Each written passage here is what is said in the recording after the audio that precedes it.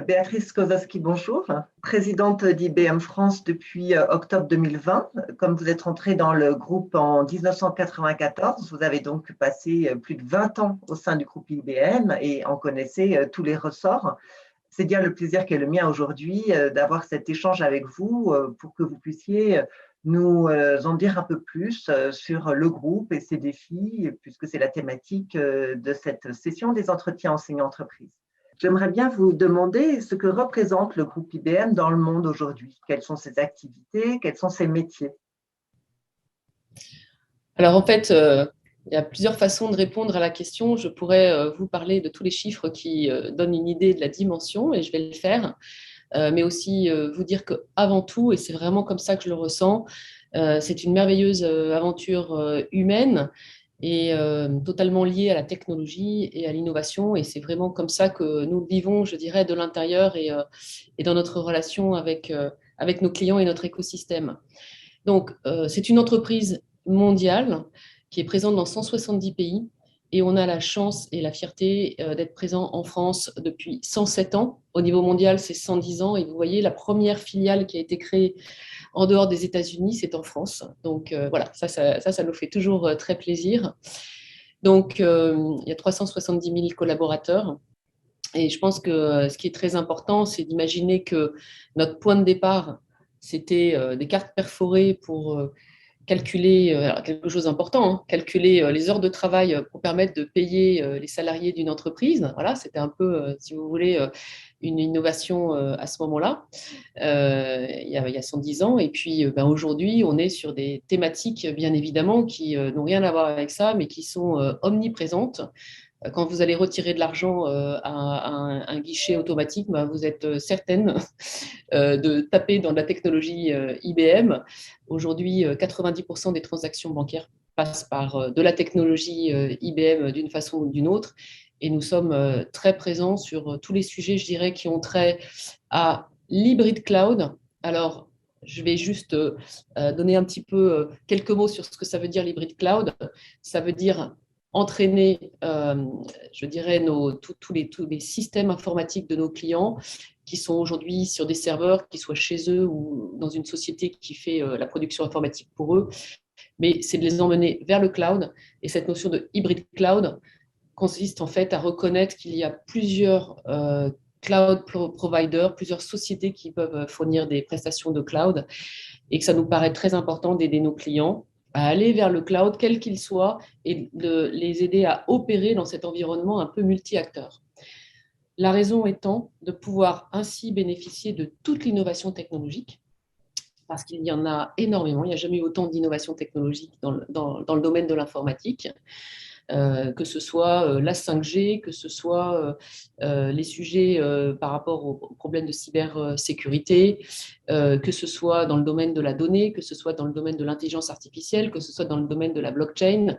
Aujourd'hui, avec Carrefour, on a des projets qui permettent de faire toute la traçabilité, si vous voulez, sur l'origine et les étapes sur un certain nombre de produits Carrefour. Si vous achetez du saumon Labéry, eh bien, de la même façon, grâce à la blockchain, ça vous permet de savoir un petit peu quel est tout l'historique. Donc, vous voyez, en fait, les cas d'usage et les applications ont fondamentalement changé. Mais en tout cas, ce qui est intéressant, c'est qu'à chaque fois, on s'appuie sur de la technologie et de l'expertise. Voilà. Alors, ça veut dire que dans notre secteur d'activité, et on est bien placé pour le savoir par rapport à nos 110 ans d'existence, et on a bien l'intention de au moins doubler ça, vous voyez ce que je veux dire, de se projeter sur une nouvelle tranche de 110 années. Ce qui est fondamental, c'est l'innovation. L'innovation, et pour nous, c'est lié à notre capacité de recherche et développement. Et je dirais, tout au long de notre histoire, ça a été vraiment un fil conducteur. Pour nous, c'est un investissement très important parce que sur nos 77 milliards de chiffre d'affaires, c'est 6 milliards de budget. Et juste pour vous dire, en fait, on sort 25 brevets en moyenne tous les jours. Et ça fait 28 ans que nous sommes l'entreprise qui déposons le plus grand nombre de brevets. Alors, ce qui est important, c'est ce qu'on en fait. On a 3000 chercheurs, on a une centaine de laboratoires à travers le monde. Mais finalement, c'est à quoi va servir toute cette R&D pour pouvoir, je dirais, apporter une grosse valeur pour la société avec un grand S, les entreprises, leurs collaborateurs et les clients de nos clients, etc. Tout le monde doit pouvoir en bénéficier. Et ce qui est important, c'est qu'on est une entreprise mondiale, mais comme je le disais, en France, voilà. Et moi, je tiens énormément à continuer à développer la participation aux travaux de R&D en France. Donc, on a IBM France Lab qui est à différents endroits dans le territoire national, que ce soit à Saclay, que ce soit à Nice ou à d'autres endroits, avec plus de 400 personnes en R&D. Et là, on est vraiment très fiers parce qu'on a des activités autour d'un hub quantique, par exemple, à Montpellier. On a des activités autour de l'intelligence artificielle. Et finalement, on voit que pas mal d'applications quotidiennes qui sont utilisées proviennent de produits qui ont été développés en France. Voilà, et ça nous fait aussi extrêmement plaisir. J'imagine que du coup, c'est effectivement cette R&D que vous évoquez qui vous a permis d'avoir cette longévité parce que au cours de son histoire, IBM a dû prendre de nombreuses tournants technologiques, faire face à des virages technologiques importants. Quelles ont été les forces d'IBM pour franchir au cours de l'histoire ces différentes vagues technologiques et résister à ce que l'on appelle en économie ce processus de destruction créatrice? Oui, c'est une très bonne question parce que quand on regarde sur cette tranche de 110 ans, si vous voulez, notre secteur d'activité s'est réinventé des milliers de fois. Quand on regarde les entreprises qui étaient face à nous, je dirais, suivant les périodes, ça n'a plus rien à voir. Et finalement, c'est intéressant de se demander qu'est-ce qui fait qu'on tient 110 ans et qu'on se sent solide pour se projeter, puisque nous, on emmène nos clients avec nous pour le futur, bien évidemment, pour les préparer pour le futur. Donc, ça va peut-être vous surprendre, mais je commencerai par un point qui est pour moi fondamental, parce que ce sont les mêmes depuis le début, ce sont les valeurs. Les valeurs. Alors, nous avons trois valeurs. Une première valeur qui est autour du succès de nos clients. Donc, en fait, nous nous définissons par rapport au succès de nos clients. Donc, ça veut dire que finalement, nos investissements, etc., doivent être directement liés à ce qui rend nos clients successful. Donc, ça, c'est très intéressant. La deuxième valeur, elle est autour de l'innovation that matters. Donc, l'innovation qui sert à quelque chose, pas l'innovation pour l'innovation. Donc là encore, on va retrouver la question du sens, qui est très, très moderne, je dirais, comme question dans les débats aujourd'hui, et donc qui est aussi, bien sûr, très exigeante. Et la troisième valeur, c'est la confiance dans toutes les relations. Et je trouve aussi que cette valeur autour de la confiance est fondamentale parce que c'est la confiance dans les personnes, c'est la confiance dans les expertises et c'est la confiance dans les technologies. Et ce sujet encore est tout à fait d'actualité. On en débat, je dirais, tous les jours. Donc ça, il y a ce sujet d'abord des valeurs. Ensuite, je pense que c'est très important d'être clair sur sa stratégie. Donc nous, en fait, on a eu des dizaines d'années, je dirais, de trajectoire et de succès d'innovation dans la technologie. Et on était très hardware, matériel, si vous voulez. Et juste pour rappeler certaines choses, je ne vais pas vous faire tout le récapitulatif, mais quand même, en 1933, c'est voilà, la première machine à écrire. Je ne sais pas si tout le monde sait que nous sommes à l'origine du code barre. C'est quand même quelque chose qui concrètement change la vie et le fonctionnement des entreprises et des consommateurs. Les bandes magnétiques que l'on a encore sur les tickets de métro, sur des cartes de crédit, etc. Donc ça, c'est vraiment aussi très concret. Et puis, au fil des eaux, sur cette partie matérielle, en fait, on trouve des choses aujourd'hui qui sont assez extraordinaires. Il y a eu le premier, bien sûr, il y a eu le premier ordinateur personnel, mais nous, on s'est vraiment concentré sur le monde de l'entreprise. Et là, aujourd'hui, ça veut dire quoi? Ça veut dire l'informatique quantique. Donc, l'informatique quantique, c'est intéressant. Pourquoi? Au-delà de la prouesse technologique, c'est intéressant parce que ça va permettre de résoudre des équations qui aujourd'hui sont insolubles. Donc, il va y avoir des applications et des usages absolument essentiels pour nous, que ce soit dans le domaine de la santé, pour inventer des nouveaux matériaux. C'est le cas, par exemple, en ce moment, nos chercheurs travaillent sur des projets pour développer, identifier par le quantique des composants de membrane pour pouvoir capter le CO2 et pouvoir transformer le CO2 en matériaux utiles, je dirais. Donc ça, c'est quand même très intéressant. Un autre cas d'usage du quantique, nos chercheurs, en début d'année, ont réussi à mettre au point un prototype de batterie qui est construite sans faire appel aux métaux rares. Donc ça, c'est très intéressant et qui est hyper performante. Donc voilà, on voit que cette innovation technologique, si vous voulez, elle a toute une trajectoire qui est vraiment très intéressante. Et puis, c'est les grands systèmes qui sont bien connus parce que c'est des milliards de transactions qui transitent à travers le monde tous les jours. Maintenant, à un moment donné, il y a vraiment une bifurcation, et vous avez parlé tout à l'heure effectivement de ces tournants.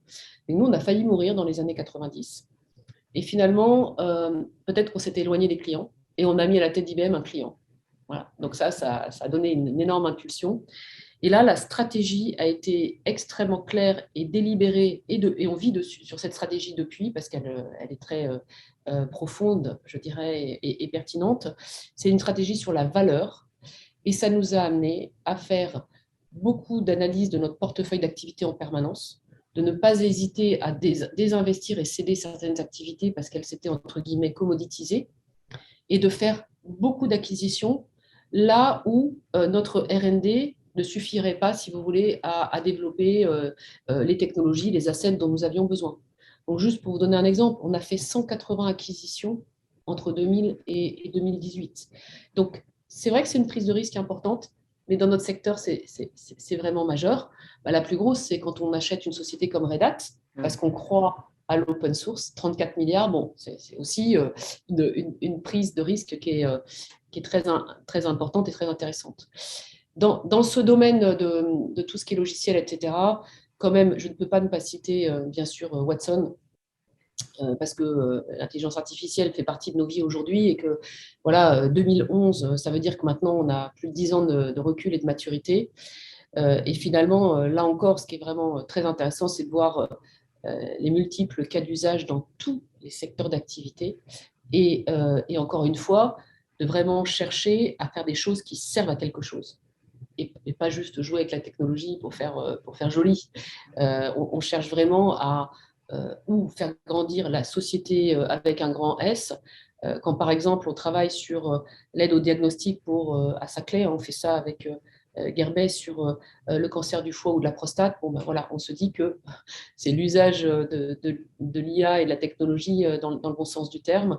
Quand on lance notre bateau autonome, le Mayflower, je ne sais pas si vous avez vu ça dans la presse, qui est parti faire sa course, c'est vraiment intéressant parce que là, l'objet avec la technologie, c'est de comprendre comment on peut améliorer la santé des océans. Donc là, on a aussi de très, très gros enjeux. Voilà, donc ça me paraît vraiment fondamental, je dirais, cette stratégie très claire et très délibérée et exigeante autour de la valeur. Et puis, le dernier point fondamental, c'est le côté humain.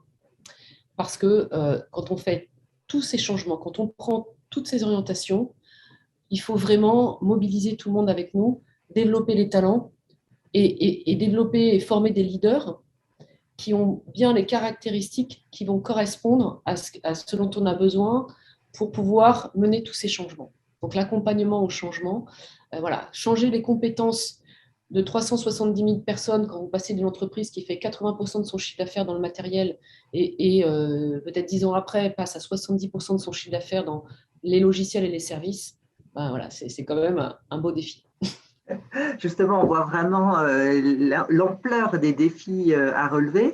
Alors, quels sont en fait ces principaux défis, ceux qui vous semblent les plus importants et les facteurs clés de succès d'une entreprise comme IBM aujourd'hui? Alors cette question, elle m'intéresse beaucoup parce qu'on est bien sûr énormément axé là-dessus, en particulier dans un contexte de crise sanitaire qui renvoie chacun à ses fondamentaux. Donc pour moi, la première chose, elle est vis-à-vis de nos clients. Donc c'est-à-dire vraiment la priorité numéro un, c'est d'être auprès de nos clients pour les accompagner d'une façon certainement accélérée, mais aussi renforcée à adopter ces nouvelles technologies tout en tenant compte de l'existant, parce qu'ils ont tout un patrimoine sur lequel ils ont investi et qu'il faut faire évoluer. Ce n'est pas la même chose que de créer une nouvelle société, de démarrer. Voilà. Donc, il y a vraiment ces deux enjeux d'aller vers le cloud. Donc, aujourd'hui, l'analyse, c'est que 74% à peu près des applications essentielles de nos clients ne sont pas encore allés vers le cloud. Et si ça n'est pas fait, c'est parce que c'est compliqué. Voilà, donc on est vraiment dans cette logique de les accompagner par rapport à ça. Et la deuxième chose, c'est notre analyse, c'est que 93% des données de l'entreprise ne sont pas encore utilisées par l'entreprise pour créer des services à valeur ajoutée pour leurs clients ou pour leurs collaborateurs.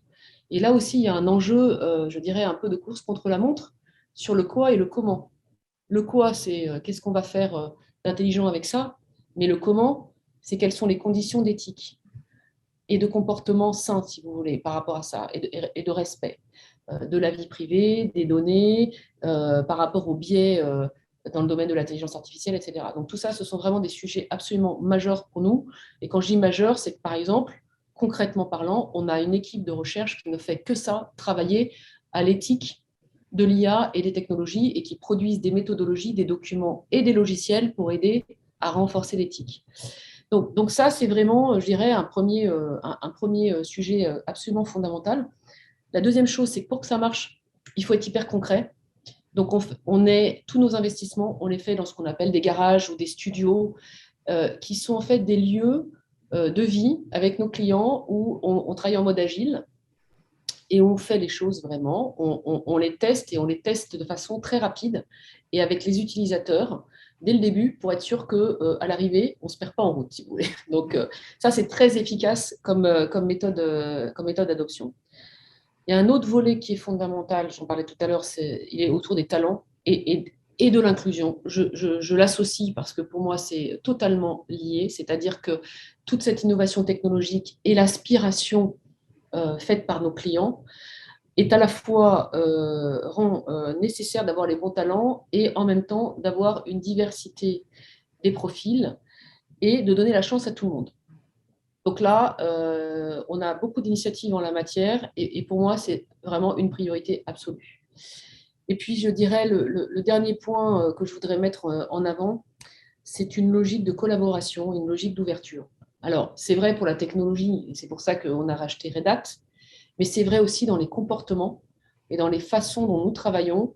On a une relation très forte avec les membres de l'écosystème, y compris un certain nombre d'acteurs qui peuvent être perçus comme nos concurrents. On est vraiment dans une logique, si vous voulez, où pour un client ou pour développer les talents, pour moi, ça n'a pas de sens d'y aller, ils viennent tout seuls. Voilà. Donc, on est dans une logique de collaboration renforcée et je pense que c'est une des leçons que nous retirons aussi de la crise sanitaire.